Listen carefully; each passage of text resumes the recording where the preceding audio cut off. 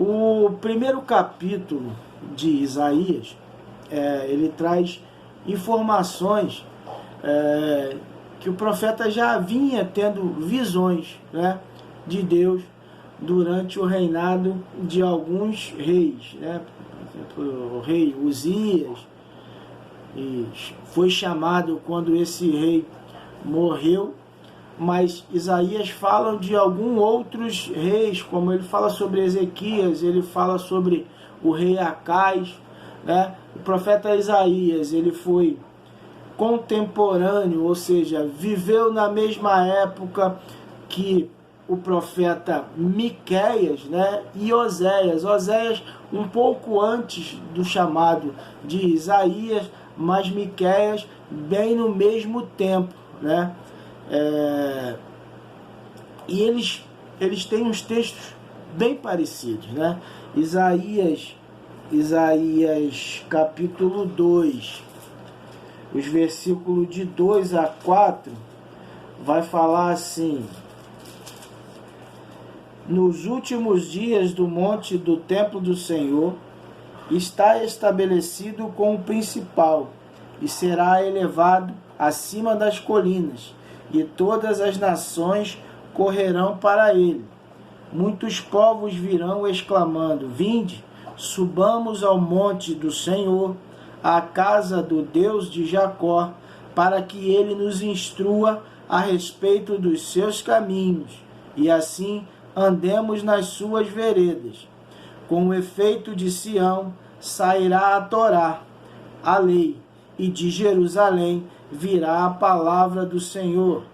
Ele julgará entre as nações e soltará as contendas de muitos povos.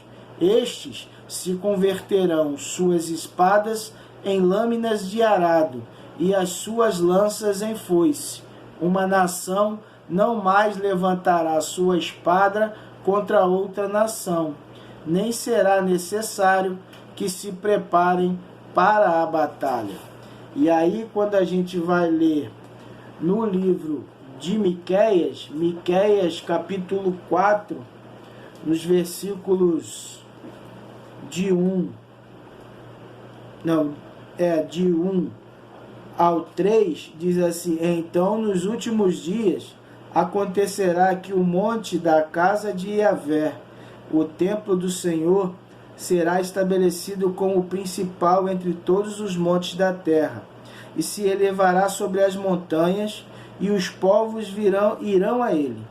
Muitas nações chegarão exclamando: vinde, subamos ao monte do Senhor, à casa de Elohim, Deus de Jacó, a fim de que nos ensine os seus caminhos, para que andemos sobre as suas orientações. Porquanto Sião virá a Torá, a lei, e a palavra do Senhor de Jerusalém. Ele julgará entre muitos povos e resolverá contenda entre nações poderosas e distantes. Estas converterão suas espadas em arados e suas lanças em foices. Nenhuma nação erguerá sua espada contra outra, e não mais aprenderão a guerrear. Ou seja, os textos de Isaías e Miqueias são muito parecidos, ou seja, Deus está trabalhando ao mesmo tempo, informando em vários pontos, talvez até a mesma mensagem, né? Alguns historiadores dizem que é a mesma mensagem em canais diferentes, né? Então é uma alusão bem bacana de se fazer. Então mostra que Miqueias e Isaías falavam, como hoje a gente falavam a mesma língua, né? São muito semelhantes.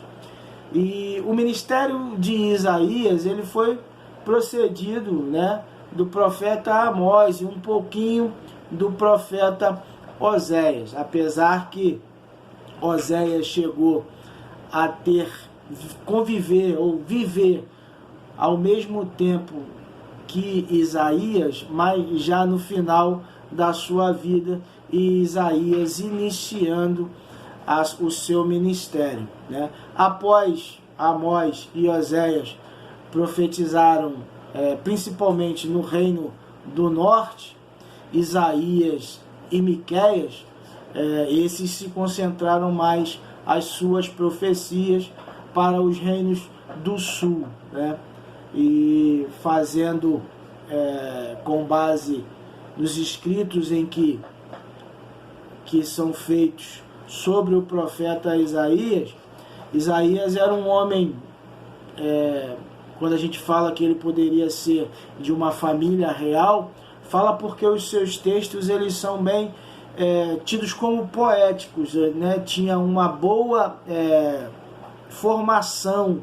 Isaías era um cara que conseguia, fugiu a palavra, porque ele conseguia articular bem as palavras, né? Fazer um texto muito diferenciado dos outros, e isso traz, os historiadores dizem que ele era um homem muito culto, muito capacitado, e isso reforça a ideia de ele pertencer a uma família real. É considerado com muitos o maior escritor hebreu, entre os hebreus, né? Isaías seria o maior de todos.